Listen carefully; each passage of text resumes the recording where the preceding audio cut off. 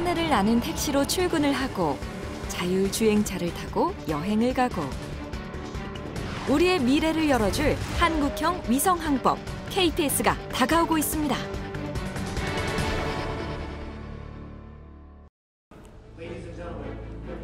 지난 5월 한미 정상회담에서 한국형 위성항법, 즉 KPS 개발 협력에 합의했습니다.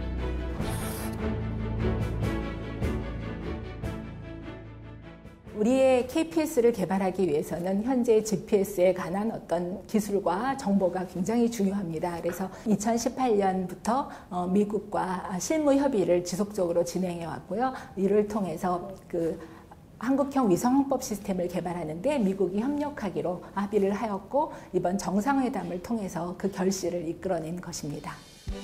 그리고 6월 25일 KPS 개발 사업이 예비 타당성 조사를 통과했습니다.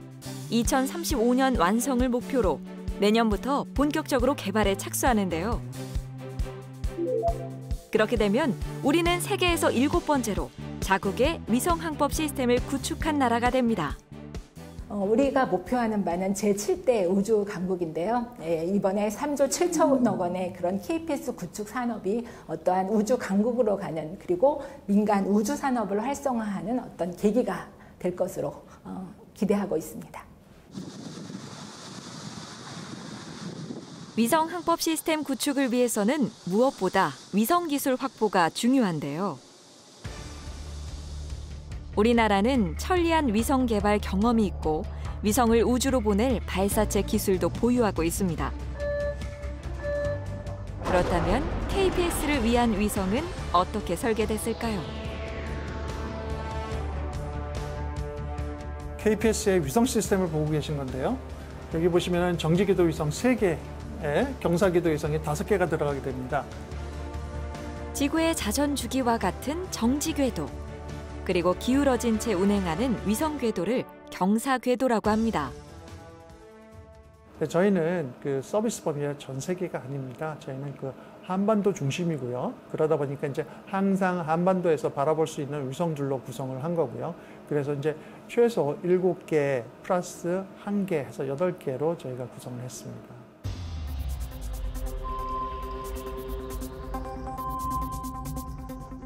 정지궤도에 있는 3개의 위성은 지구에서 봤을 때는 항상 같은 곳에 있는 것처럼 보이게 되고요.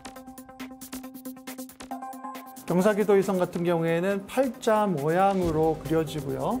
저희 한반도 위에서는 굉장히 오랫동안 머물러 있게 되고 저 호두 남쪽에서는 굉장히 빠르게 회전함으로써 위성을 가급적이면 저희 머리 위에 올려놓고 오랫동안 볼 수 있게끔 궤도를 설계를 했습니다. 이렇게 KPS 위성은 한반도 상공에 늘 떠 있기 때문에 보다 정확하고 안정적으로 위성항법을 이용할 수 있는 거죠. 그런데 위성항법 신호는 먼 우주에서 오기 때문에 오차가 발생할 수밖에 없는데요. 이 오차를 보정해주는 시스템인 카스. 위성 신호를 받은 지상국에서 오차를 계산해서 다시 위성으로 올려 보내주면 더욱 정확한 항법 정보를 받을 수 있게 됩니다. 카스랑 같이 융합을 한다면은 정말 획기적으로, 그러니까 미터급 서비스라고 하지만은 이게 실질적으로는 상당히 많은 위치라든지 항법이라든지 그런 부분에서는 많이 활용될 수 있는 부분이 많이 생기거든요. 더 정확하게 사용자 위치를 파악해서 애플리케이션들을 통해서 많은 그런 시장 마켓이 많이 형성돼 있을 거고요. 그다음에 교통수단에서 상당히 많은 그러한 획기적인 변화가 있을 겁니다. 한마디로 한국형 전략 자산의 1호가 되지 않을까 그렇게 생각을 합니다. 네. KPS 개발에 참여하고 있는 한 대학을 찾았습니다. 그런데 보통 연구실 풍경과는 사뭇 다른데요. 지금 이건 뭐 하는 거예요? 아무것도 안 하고 계신데요? 이 자율주행 모드 상태에서 뒤에 보시면 단위호가 여기서 나오는 스피드랑 헤딩 값을 받아가지고 어떻게 주행하고 있는지 확인하고 있는 상태입니다. 지금 누가 움직이고 있는 거예요? 지금은 GTA, 그러니까 이제 자율주행 시뮬레이터 내에서 있는 자율주행 시뮬레이션이 이제 알고리즘이 주행을 하고 있는 거죠. 게임이 아닌 자율주행차 실물과 연동된 기계 장치였군요. 사고 상황을 만들어보자. 일단은 네. 저 개인차를 네. 자율주행 모드로 만들어봐. 네, 알겠습니다. 자율주행 시 일어날 수 있는 돌발 사고를 가상으로 설정한 건데요. 뒤에서 그거 하고 막아서 가겠네. 네. 섭네. 현실 세계 저 정도 만들었으면 벌써 우리는 한 10억 원은 날린 거예요. 이 짧은 시간에. 요게 GPS 수신기의 또 안테나, 이거 수신 안테나죠. 그리고 수신한 전파를 여기 GPS 수신기가 처리를 해서 위도, 경도, 고도 데이터를 지도상의 위치를 표시를 하게 됩니다. 예, 이렇게 해서 이제 드라이빙 시뮬레이터 기술과 GNSS GPS 기술을 접목시킬 수가 있는 게 되겠고요. 지금은 GPS L1CA 코드 단 한 가지만 지금 전파 형태로 만들어서 쏘고 있지만 여기에 그 KPS 신호가 들어가게 할 수가 있어요. 그거를 지금 한참 개발하고 있는 거죠.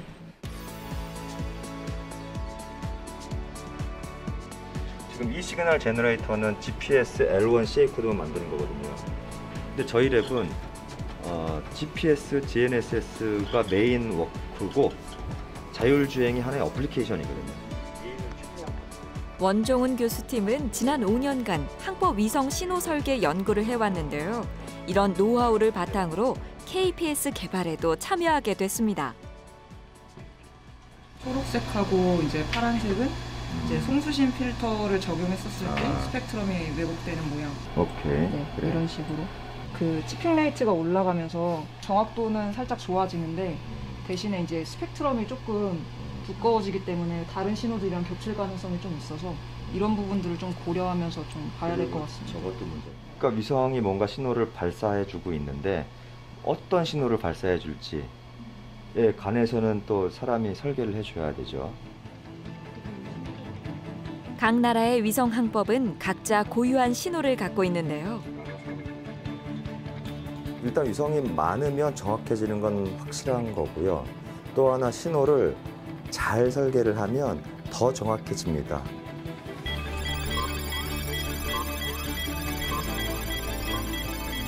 다른 나라의 위성 항법 신호와 겹치지 않는 KPS만의 신호를 개발해야 되는 거죠. 우리 자신만의 KPS 시스템, 시그널을 만들어서 그 공유하는 대역에 들어갔을 때 우리 시스템이 다른 시스템에 영향을 덜 주도록 설계를 해야 되고 또 역으로 다른 시스템이 우리 시스템에 영향을 덜 받도록 우리 시스템 입장에서 그렇게 신호를 설계를 해야 됩니다.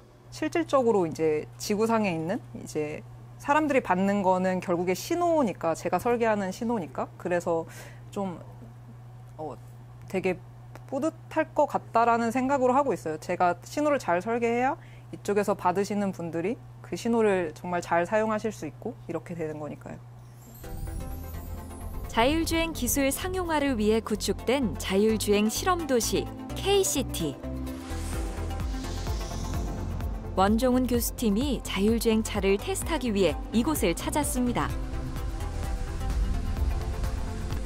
오늘의 실험 과제는 자율주행과 위성 항법.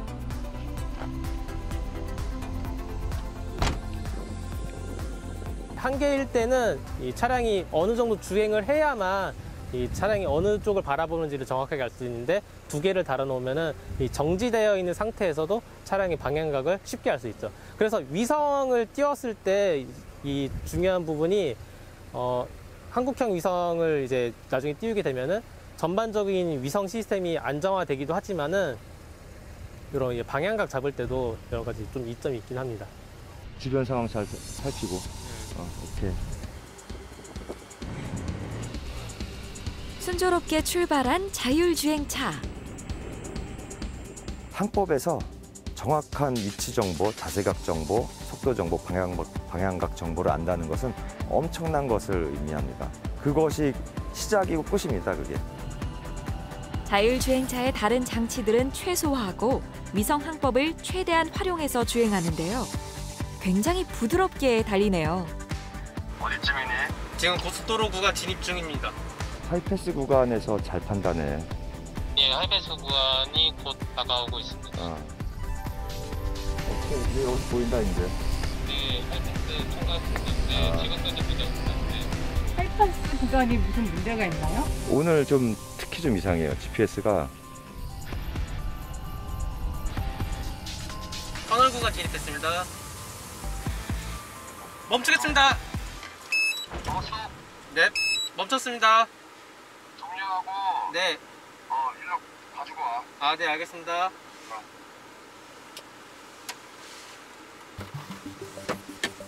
자율주행차가 터널에 진입하자 중심을 잃고 말았습니다.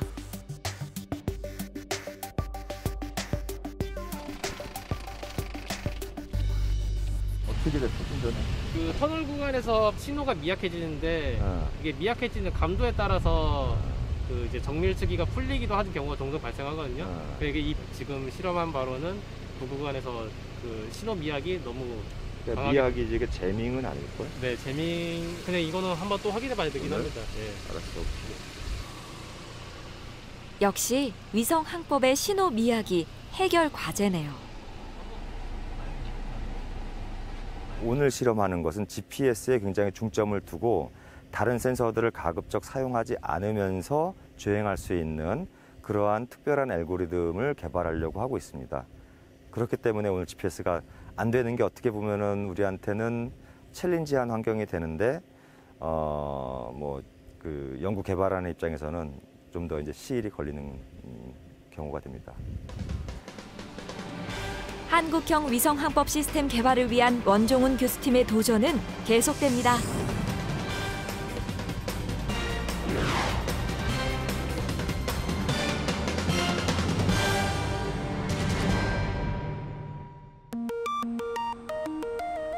여의도 한강공원을 밝히는 이 불빛의 정체는 바로 드론입니다. 그런데 드론이 엄청 많네요.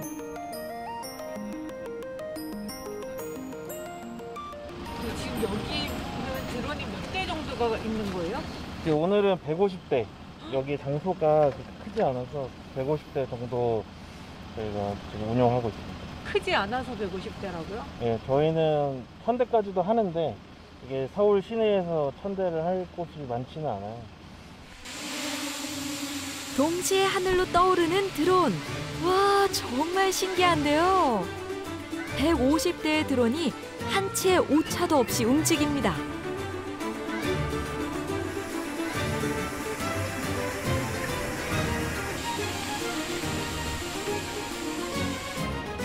드론 쇼를 앞두고 사전 테스트를 하고 있는 건데요.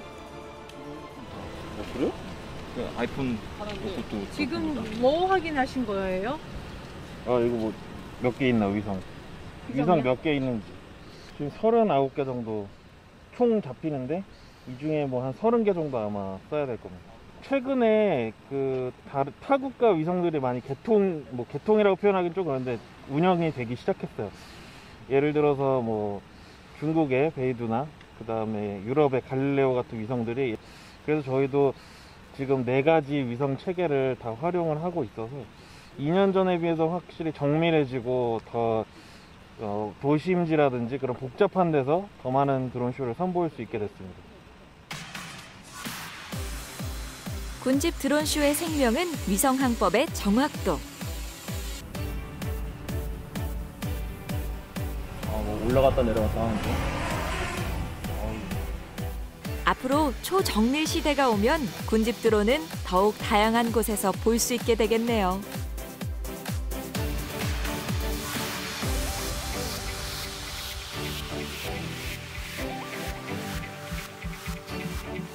한 대가 수행할 수 없는 일을 다수로 수행하는 그런 것들이 있습니다. 예를 들면 넓은 지역을 빠르게 어떤 정보를 취득해야 될 때 하나의 드론으로 여러 군데를 가는 게 아니라 여러 개의 드론으로 각자 한 군데씩만 가도 되는 그런 것들이 있게 되고요. 또 위험한 지역에 한 대만 보냈을 때 귀환하지 못하니까 여러 대를 보내서 그런 위험을 이제 해지하기도 합니다. 국내에서는 처음으로 하늘을 나는 드론 택시가 시험 비행을 했습니다. 지난해 11월 서울 한강공원에 뜬 드론 택시.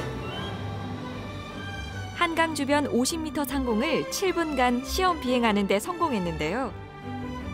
아직은 안전 기준이 없어 사람 대신 쌀포대를 싣고 날았습니다. 이제 영화에서만 보던 하늘을 나는 자동차가 현실로 다가왔습니다.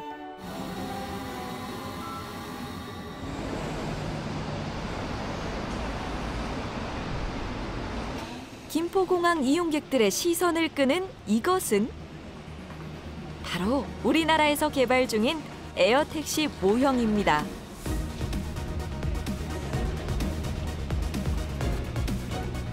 작아 보이는데 이게 3분의 1 사이즈입니다. 지금 현재는 조종사 1명에 승객 4분이 탑승이 가능하고요.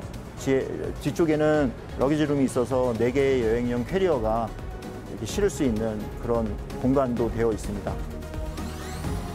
전 세계가 UAM 시장 선점을 위해 경쟁하고 있는데요.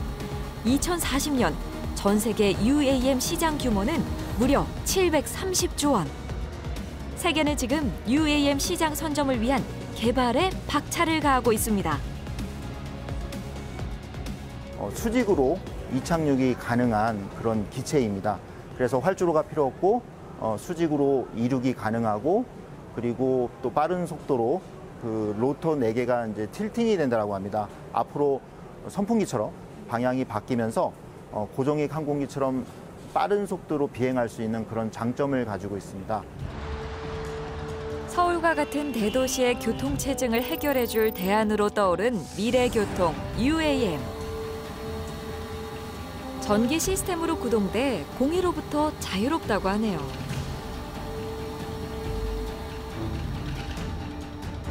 본격적인 UAM 시대에는 정밀 위성 항법 시스템의 역할이 더욱 중요한데요. 약 300에서 500m 높이에서 다수의 비행기가 지금 UAM이 날아다닐 것으로 기대를 하고 있습니다. 그러면 그 다수의 UAM이 날아다니기 위해서는 그 초기에는 조종사가 있는 그런 UAM이 날아다닐 텐데 미래에는 2030년 이후에는 조종사가 없는 그런 UAM이 날아다닐 겁니다.